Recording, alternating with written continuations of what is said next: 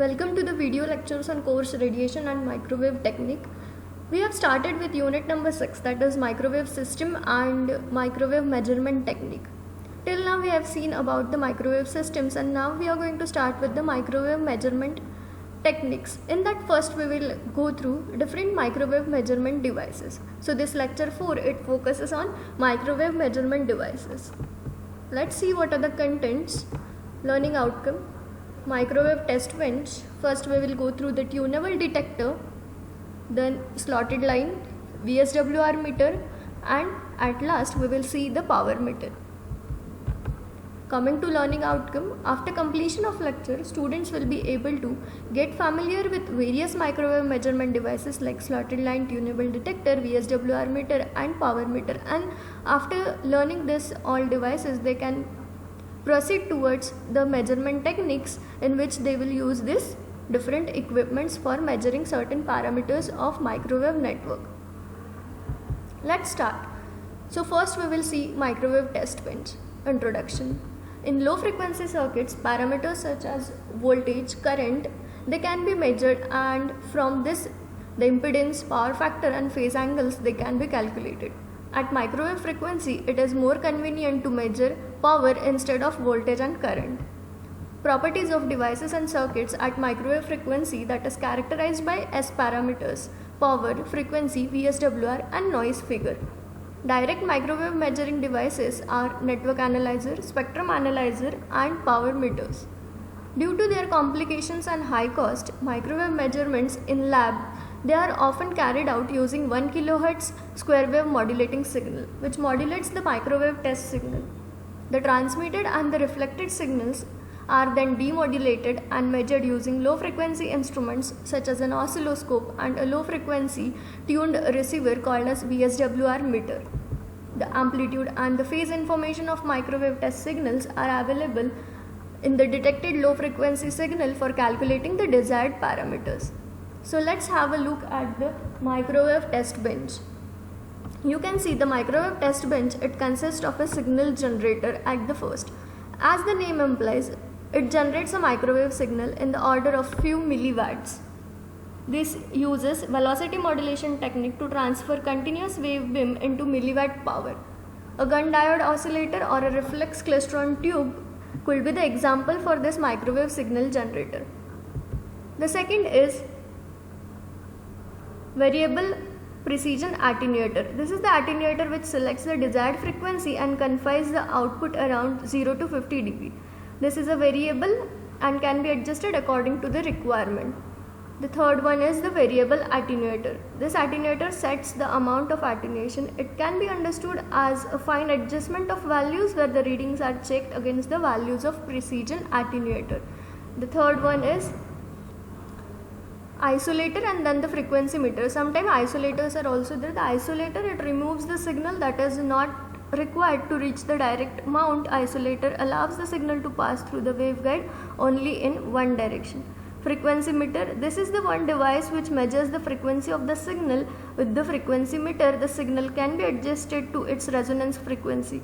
It also gives provision to couple the signal to waveguide.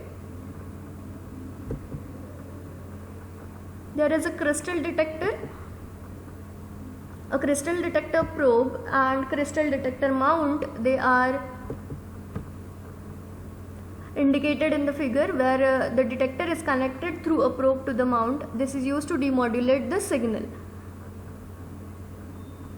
And here at last you can see there is a standing wave indicator. The standing wave voltmeter provides the reading of standing wave ratio in decibels. The waveguide is slotted by some gap to adjust the clock cycles of the signals. Signal transmitted by waveguide are forwarded through the BNC cable to VSWR or the CRO to measure the characteristics. Here you can see there is the termination at last. This is the microwave test bench which you will see in the practical sessions.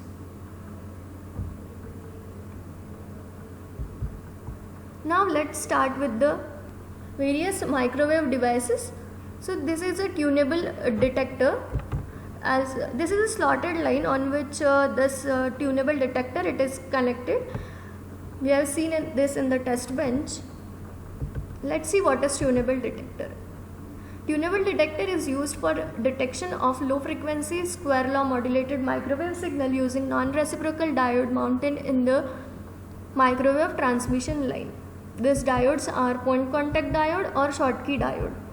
To provide a match between microwave transmission system and the detector mount, a tunable stuff is often used. There are three types of tunable stuffs: tunable waveguide detector, tunable coaxial detector, and tunable probe detector.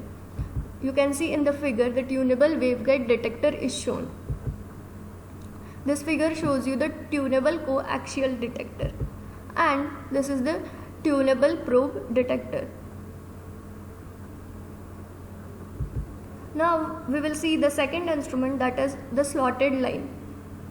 We have not discussed this slotted line during when we were discussing about the microwave test bench, because we were going to explore this in detail over here.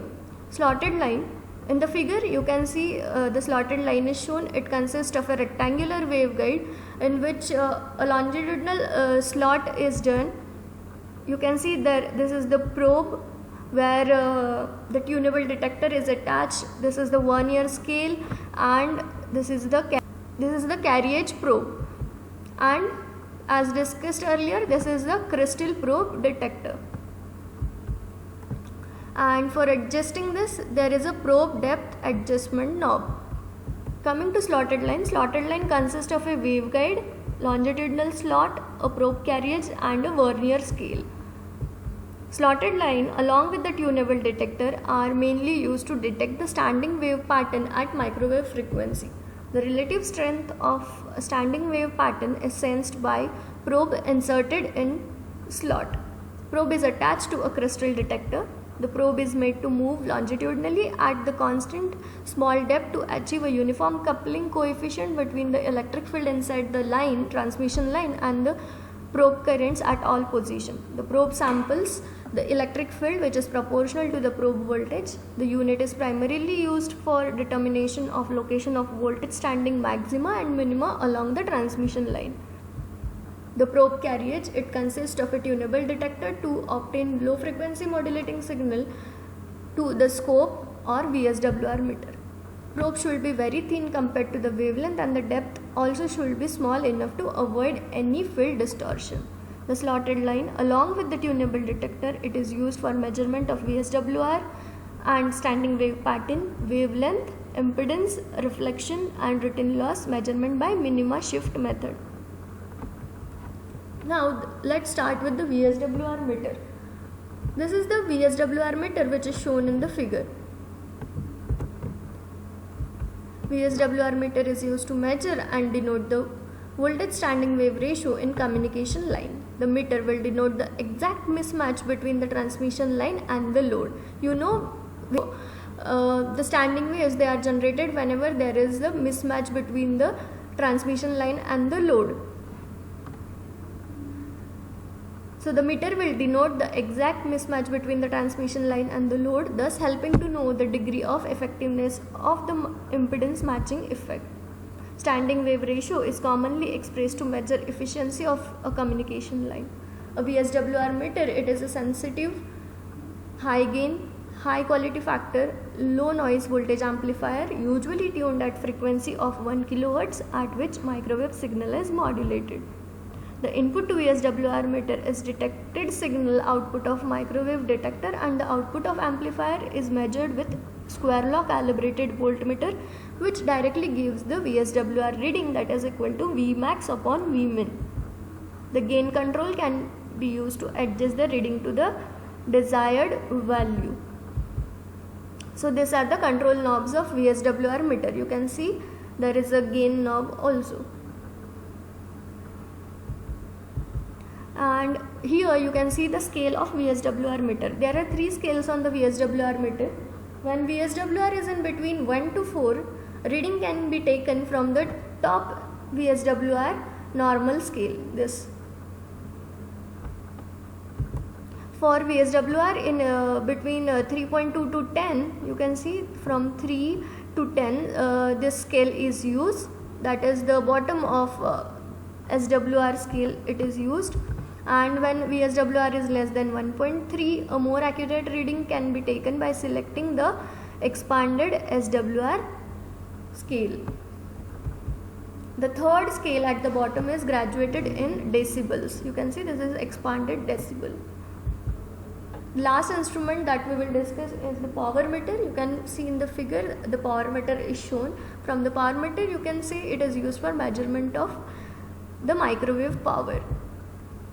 Microwave power meter, it is an instrument which measures the electrical power at microwave frequency, typically in the range of 100 MHz to 40 GHz. Power meter, it is based on conversion of microwave energy into thermal energy. Usually a power meter will consist of a measuring head which contains the actual power sensing element connected via a cable to meter, which displays the power reading. The head may be referred to as the power sensor or mount. You can see this. The different power sensors can be used for different frequency or power levels.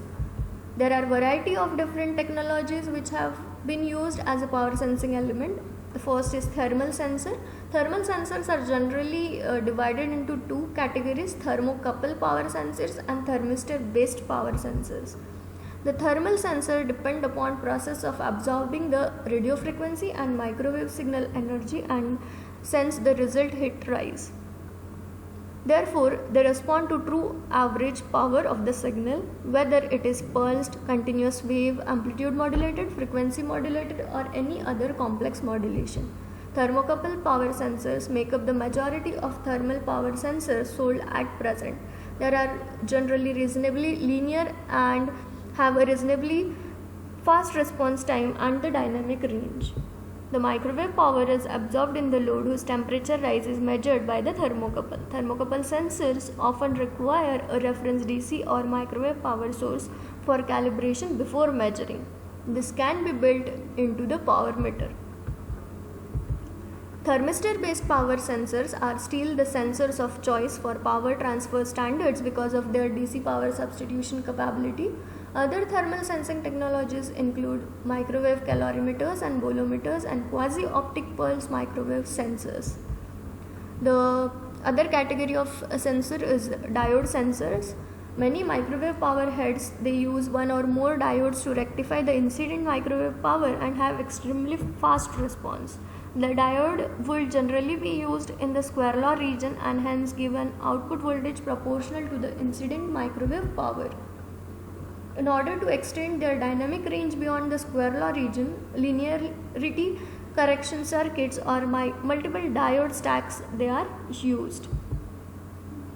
So in this way we have completed with all the different microwave devices, starting with the slotted line, tunable detector, VSWR meter, and at last we saw the power meter. So these are the devices which are basically used for measuring different parameters of the microwave network. From the further lecture we are going to start with the measurement of different parameters like frequency, power, attenuation, phase shift, voltage standing wave ratio, and many more other parameters. So thank you.